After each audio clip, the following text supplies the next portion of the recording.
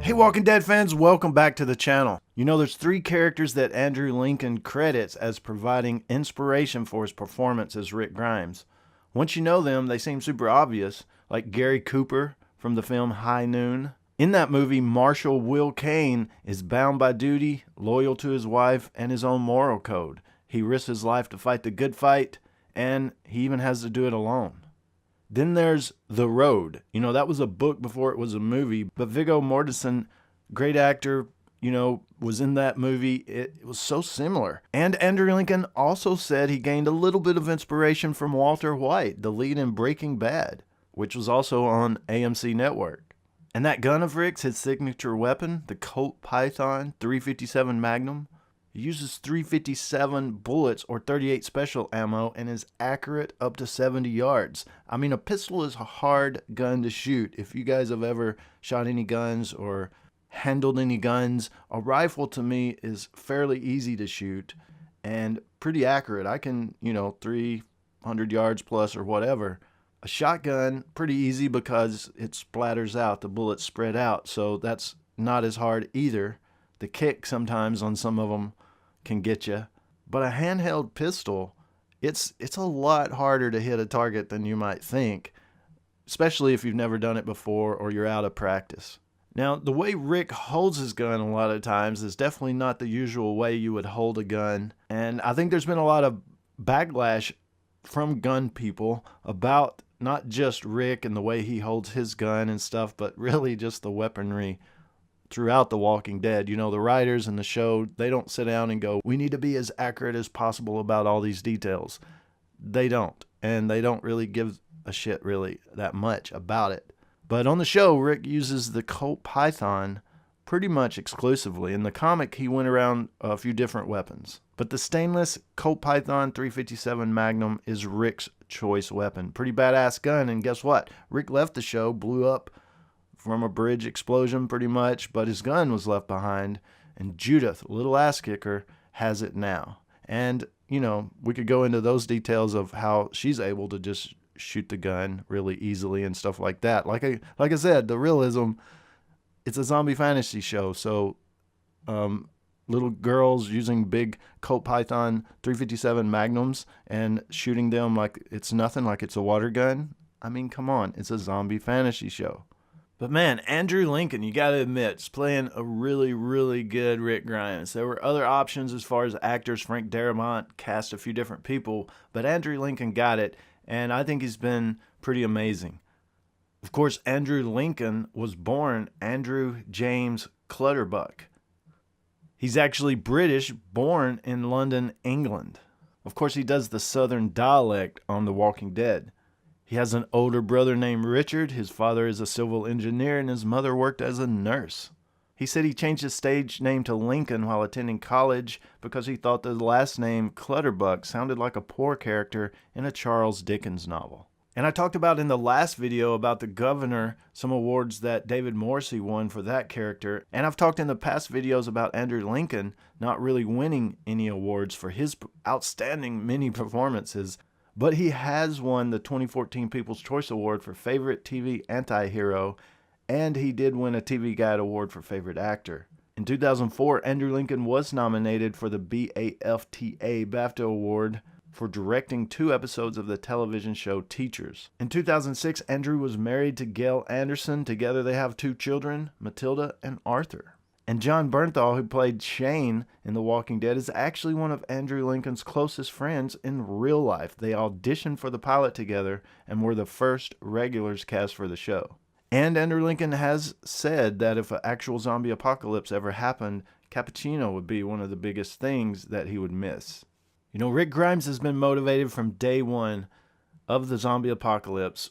Well, day 60-something because he woke up, from the coma.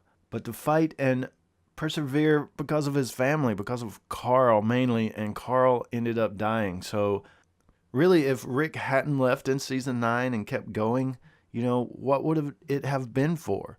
The whole killing of Carl, which we don't really understand, And I guess we needed it, Scott Gimple says anyway, to help explain why Rick didn't kill Negan. So instead of going ahead and killing Negan and messing up that whole storyline, he went ahead and killed Carl and messed up that whole storyline. But when Carl left the show, I think we all kind of knew what's up. What's up? You know, the whole reason that Rick was staying alive, fighting and everything, was because of Carl. Of course, Rick didn't lose Carl in the comic, but he did the show, and that was definitely just such a huge changing moment for Rick. Devastating. But Rick is still alive, and he did last 9.5-ish seasons. But he did make a lot of bad decisions, I think, throughout all of that time. A lot of people would argue, there's been debates and such on, was Rick even a good leader? He could have been possibly even the worst leader if you really look at it. And did he have bad luck? Did he just make bad decisions? Did he do the best he could in the situation that he was in as far as the apocalypse and the other people he was dealing with? But some people say he had an ego. Some people say he was a small thinker. Some people say he's a control freak. And some people think he just escalates the problem. Whatever the problem may be, it always kind of goes into chaos or out of control or escalates because of something that Rick has done or a decision he's made. But I think he's been an okay leader. Not everybody makes excellent decisions. I think there's a lot of situations that are just out of your control, or at least it does go into chaos and it is out of your control until you can maybe somehow get it under control. I think that happened a lot with Rick. But you can definitely through the season see that Rick has been the good guy, the bad guy, the ruthless guy, a murderer, a savior, all the while trying to be a friend and a father. Because we can look at a few of the instances throughout the seasons that he made some pretty bad decisions. Sophia, leaving Sophia instead of keeping her with him the whole time, that ended up in her death. He definitely brought a type of chaos, I guess you could say, into Alexandria, almost creating what could be called a civil war. You know, in some decisions like Randall, if they had just left him or killed him and left him then instead of trying to take him back to the farm, that whole thing, that decision by Rick, you know, sometimes you got to make that harsh decision, which he has done so many times. But in this case, he was trying to be more like Dale, and it kind of just fudded everything up. And remember when he was trying to be a good guy, father type figure, and was teaching Ron at Alexandria how to use a weapon? That kind of backfired on him because Ron then pulled the gun on him, but ended up shooting out Carl's eye. But there's a bunch of decisions that went awry, I guess you could say, that he made. For an example, leading the walkers away from the quarry around Alexandria and ended up kind of putting all of them into Alexandria. But that was partly because of the wolves as well, you could say.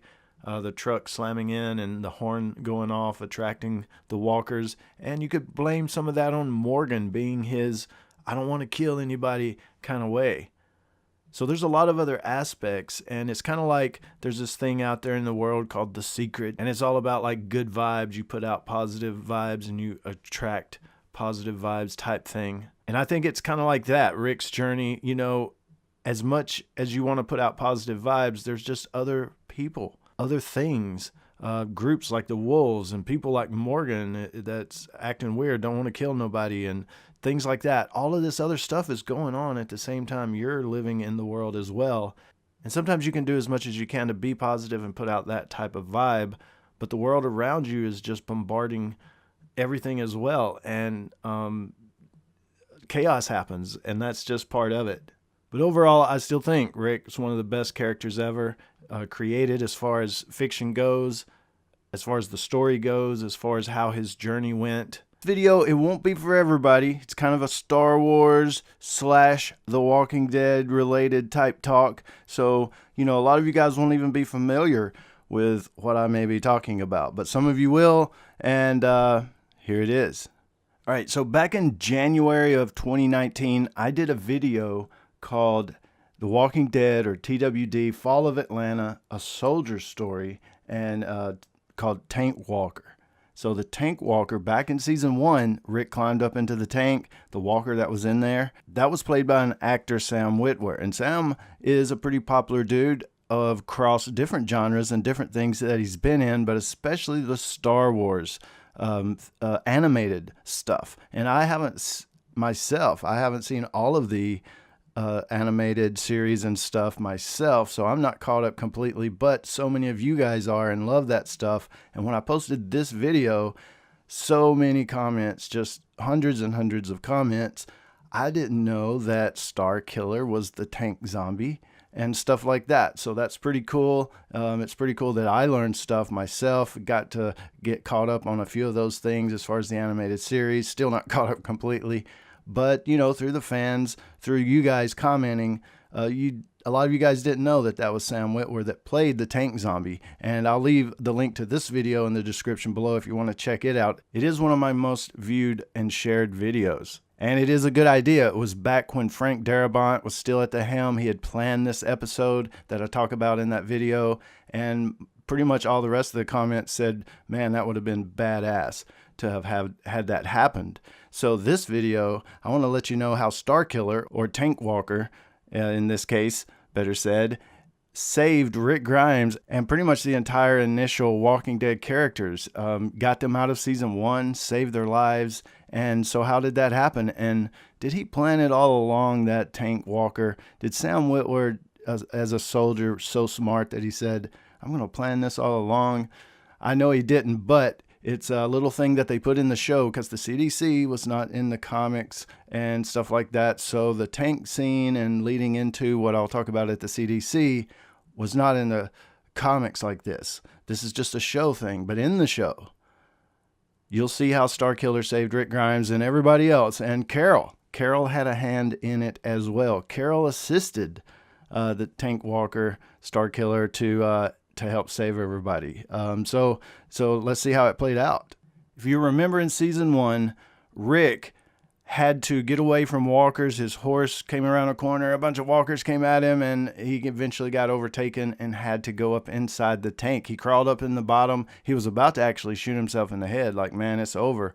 And he looks up and realizes, damn, there's a hole in the bottom of the tank. So he goes up in it. And, you know, the tank and what kind of tank it is and all about the tank has been talked about in several videos as well. That's a topic in itself. But he gets up inside the tank, and there's a walker, a soldier that's up in the tank that had been bitten and turned. And that soldier was, of course, played by Sam Witwer, who had played Starkiller and voiced Darth Maul and Palpatine and several characters in that Star Wars franchise of things. He is a voice actor and just actually pretty great actor in all of that, actually. So he's in the tank. He had been bitten as a soldier, and that's the show was going to be kind of centered around him. The first episode of season 2, you'll have to watch that Fall of Atlanta video. He crawled up in the tank and died, and he had this grenade. See the grenade sitting there? That's the grenade Rick eventually took, but the soldier had the grenade there before he turned because he didn't want to be a walker, but he didn't get to that point. It didn't happen for whatever reason. And for whatever reason, the tank walker left the grenade sitting there. And it's that grenade, through Carol's help, that saved everybody, saved Rick Grimes. Without that plot device, if you really want to call it that, you know, they would not have been able to get out of the CDC, a setting that the writers had set up for them to eventually be trapped inside. So they get to the CDC, and Jenner's like, well, we're all going to blow up and die together, and that's for the best. And Rick and most of them anyway said, hell no, and we're going to get out of here. So they get up there and they can't get out. The windows, you know, they can't bust or shoot the windows, break the windows. So they're like, oh shit, you know, we're trapped. We're going to die anyway. Jenner, you know, what the hell? Well, way back at the quarry camp, Carol was kind of, you know, and this was back when Carol was not badass Carol. She was becoming badass Carol slowly, but nowhere near badass Carol at this point. She was washing clothes and stuff, helping out at the camp and washing Rick's uniform. Rick had put the grenade in his pocket when he was in the tank. So at one point when Carol was washing clothes, the grenade was still in Rick's pocket. So she puts it in her purse. She keeps it. She has the grenade when it comes to the finale, episode 6 of season 1.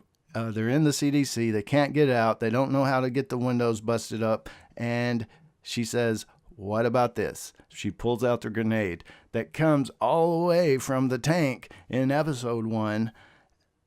And that's the tie-in. So Starkiller, or the Tank Walker, if he had not had that grenade sitting there, for an example, would Rick somewhere along the way through the city and in his adventures come across another grenade and just happen to have it on him? Would he had some other type of plot device? You know, as far as the show goes, he would have had to for the show to keep going. He couldn't have died right there, of course. But the plot device they used was the grenade left over by Starkiller. But if you were ever just sitting around during quarantine, really, really bored and just out of your head from eating too many Cheetos, and was thinking to yourself, wow, I wonder how Starkiller saved Rick Grimes. Well, now you know. And I know we're all better for it. Thank you, thank me, thank everyone. But most of all, thank Sam Witwer.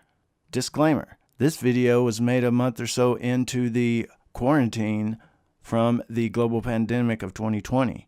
Everyone stay safe, and I sure hope they find that grenade that somebody left somewhere that can save us all and get us out of this mess. Thanks for watching. Let me know what you think about it in the comments below. I will join you there. As always, guys, thanks for watching, and stay tuned for more dead stuff.